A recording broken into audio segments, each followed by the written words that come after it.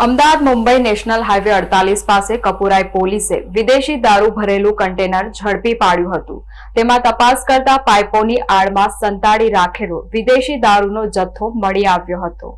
ભારતીય બનાવટના વિદેશી દારૂનો જથ્થો પકડી પાડી દારૂનો ગણનાપાત્ર કેસ શોધી કાઢતી Kapurai police team national highway 48 પર તરસાલીથી જાંબુઆ બ્રિજ તરફ જતા ગોકુલ કટ પાસે ખુલ્લી જગ્યામાં ચોક્કસ બાતમીના આધારે પોલીસે રેડ કરી હતી। રેડ દરમિયાન ત્યાં ઉભેલા એક અશોક લેલન કન્ટેનરનો ચાલક અંધારાનો લાભ લઈને નાસી છૂટ્યો હતો। પોલીસે જ્યારે કન્ટેનરનું સીલ તોડીને તપાસ કરી ત્યારે અંદર પાઇપોની આડમાં છુપાવેલો ભારતીય બનાવટનો વિદેશી દારૂ મળી આવ્યો હતો। પોલીસે જુદી જુદી બ્રાન્ડની નાની મોટી કુલ 11,628 દારૂની બોટલો જપ્ત કરી છે, જેની કિંમત 20,59,000 થી વધુ થાય છે। આ કાર્યવાહીમાં પોલીસે 20.59 લાખનો દારૂ અને 10 લાખની કિંમતનું કન્ટેનર મળીને કુલ 30 લાખથી વધુનો મુદ્દામાલ ઝડપી પાડી આગળની કાયદેસરની કાર્યવાહી હાથ ધરી છે।